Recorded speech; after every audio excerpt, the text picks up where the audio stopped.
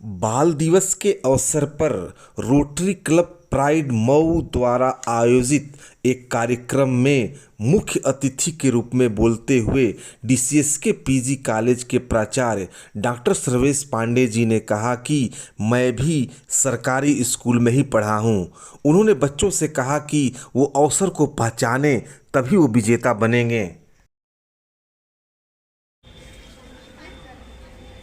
जब मैं देख रहा था कि आप सब बजर जवार दबा रहे थे तो मुझे लगा ये एक बात आपसे बताना जरूरी है कि जीवन में हमेशा बजर आएगा। और खास करके अभी तक की जो शिक्षा व्यवस्था पूरे देश में दुनिया में फैली हुई है उसमें इस बजर की बड़ी भूमिका है। मेरे एक मित्र डॉक्टर हैं, वो कहते हैं कि कोई भी ऐसा व्यक्ति इस धरती पर नहीं है जिसके जीवन में अवसर नहीं आया। दिक्कत है कि अवसर आया लेकिन आपने बजर नहीं दबाया। जिसने बजर दबा दिया वो अवसर को भुना लिया, और जो बजर दबाने से चूक गया वो अवसर को भी जीवन में चूक गया।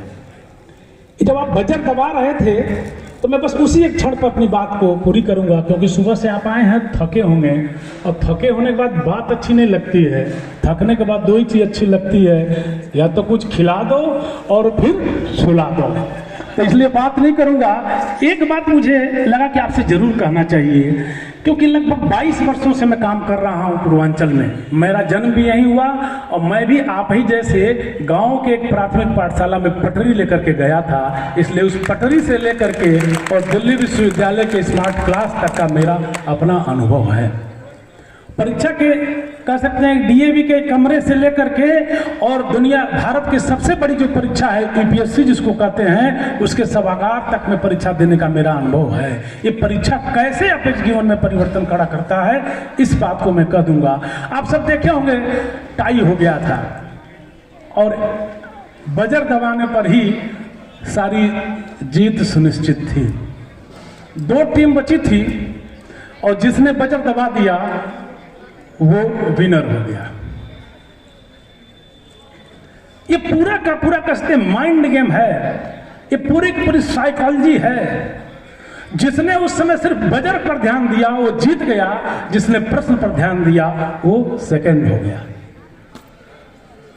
आप ध्यान देंगे, आप आपस में बात करेंगे जो दोनों फर्स्ट सेकंड आए हैं, क्योंकि वहां मामला प्रश्न का नहीं था, वहां मामला आपके इस प्रेजेंस ऑफ माइंड का था।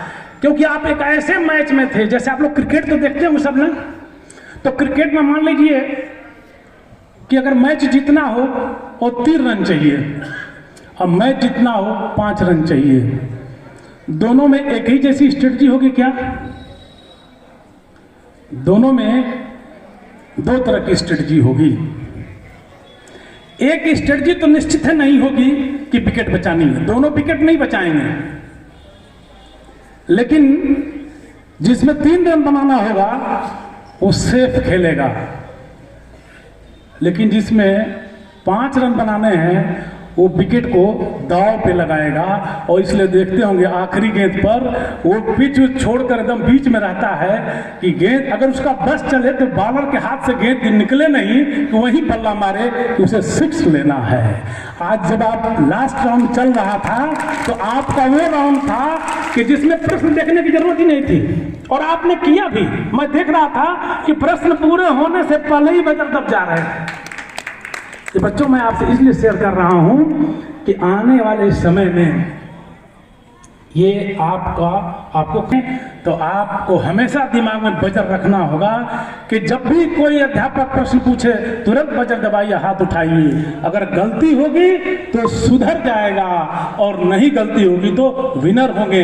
लेकिन जो बजर नहीं दबाएंगे वो जीवन में अपना विकास कर ही नहीं सकते। तो ज्यादा बात ना कर करके मैं यही कहूँगा कि जिस उत्साह से, जिस साहस से आप सब ने आज प्रतियोगिता में भाग लिया है, वैसे ही जीवन में खूब पढ़ना होगा। मैं धन्यवाद दूंगा कि रोटरी क्लब प्राइड ने जो आपको पुस्तकें दी हैं वो एक अलग विषय है, और मेरे लिए कम से कम 1 घंटे का विषय है कि पुस्तकें कैसे आपका जीवन बदलती हैं।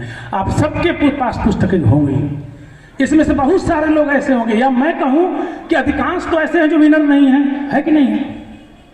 विनर तो सीमित होंगे, 10, 15, 20 होंगे, तो क्या 10-15 लोग ही समाज चलाएंगे क्या?